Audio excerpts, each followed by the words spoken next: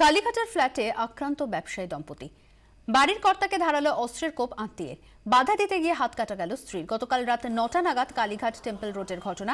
ব্যবসায়ী নরেন্দ্র জৈনের বাড়িতে আসেন তার আত্মীয় রোশন লাল এবং তার সঙ্গী সুনীল।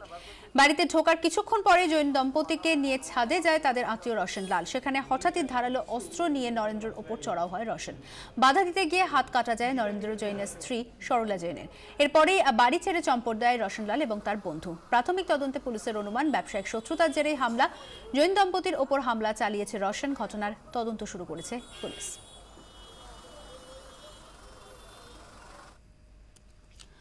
মাসে ৪২,০০০ টাকা, এই টাকাতেও জীবন চলছিল না উদয়নের।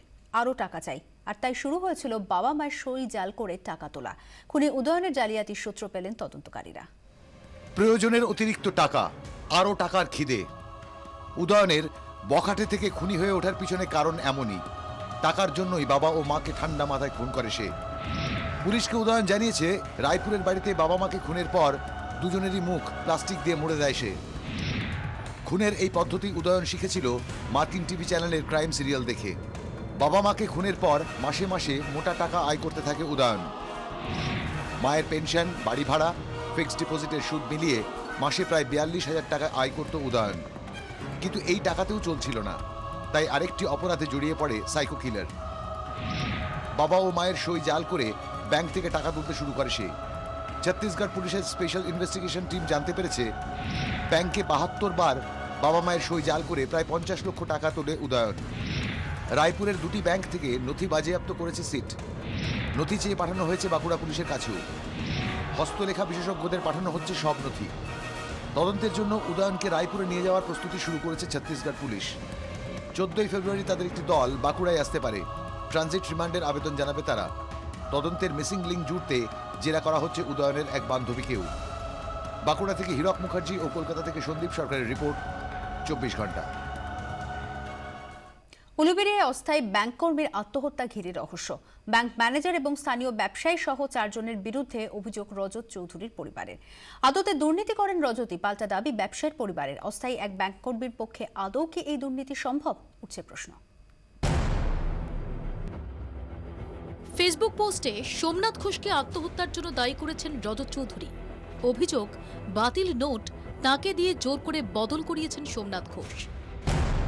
ব্যাংক ম্যানেজার সহ ৪ জনের বিরুদ্ধে অভিযোগ দায়ের করেছেন মৃতের স্ত্রী। ম্যানেজার চিন্ময় দত্ত ছাড়া বাকিরা হলেন ব্যাংকের ক্যাশিয়ার রাজু প্রামাণিক, স্থানীয় এলপিজি ডিস্ট্রিবিউটর সোমনাথ ঘোষ ও তাঁর কর্মী অমিত নায়েক। সোমনাথ ও অমিতের নাম রয়েছে রজতের ফেসবুক পোস্টেও। অভিযোগ, এরা ক্রমাগত মানসিক চাপ দিচ্ছিলেন রজত চৌধুরীকে। তাকে চাকরি থেকে তাড়িয়ে দেওয়ার ও প্রাণে মেরে ফেলার হুমকি দেওয়া হচ্ছিল বলে অভিযোগ। বলেছিলেন যে ওরা আমাকে আর বাঁচতে দেবে না, ওরা আমায় শেষ করে দেবে। তবে এসব অভিযোগ মানছে না সোমনাথ ঘোষের পরিবার। তাদের পাল্টা দাবি, সোমনাথ ঘোষের কারেন্ট অ্যাকাউন্ট ব্যবহার করে লক্ষ লক্ষ টাকা বাতিল ৫০০,০০০-এ জমা করান রজত চৌধুরী। আয়কর দপ্তরের নোটিশ পাওয়ার পরই সবটা জানতে পারেন তাঁরা। ব্যাংকে অভিযোগ করেন। মঙ্গলবার মুচলেকা লেখানো হয় রজত চৌধুরীকে দিয়ে। সে স্বীকার করে যে হ্যাঁ সেই করেছে, ঘটনাটা সেই করেছে। আরো স্টাফও ছিল, ম্যানেজারও ছিল, তার স্টাফও ছিল। তাদের সামনেই এই ঘটনা ঘটেছে এবং তারা উইটনেসও করেছে। ফুলেশ্বরের সোমনাথ ঘোষের এলপিজি ডিস্ট্রিবিউশন ছাড়াও টেলিকম প্রমোটিং এর ব্যবসা আছে। তার পরিবার বলছে, রজতের বিরুদ্ধে পুলিশে অভিযোগ দায়ের করেন তারা। আমরা একটা জেরক্স কপি নিয়ে এসে থানায় আমরা জানাই যে আমাকে থানায় জানাতে হবে। উলুবেড়িয়া থানা পিএসএ আমরা লিখিতভাবে জানাই যে এরকম এই ঘটনা ঘটেছে। পুলিশ অবশ্য বলছে অন্য কথা। রজত চৌধুরীর বিরুদ্ধে থানায় কোনো লিখিত অভিযোগ করেননি সোমনাথ ঘোষ। শুক্রবার সকালে মৌখিকভাবে থানায় জানান, তবে কোনো নথি জমা দেননি। আর গোটা ঘটনাতেই একাধিক প্রশ্ন উঠছে।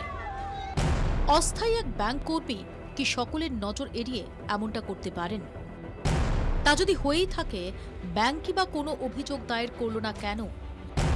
কোনো ব্যবস্থা নিল না কেন ব্যাংক? কেনই বা জিডি করা নিয়ে অসত্য বলল সোমনাথ ঘোষের পরিবার? পুরোটাই তদন্ত করে দেখছে পুলিশ। দায়ের হয়েছে আত্মহত্যায় প্ররোচনার মামলা। ক্যামেরায় দেবাশিস চন্দ্রের সঙ্গে সন্দীপ সরকার ও শুভাশিস মণ্ডলের রিপোর্ট, ২৪ ঘন্টা।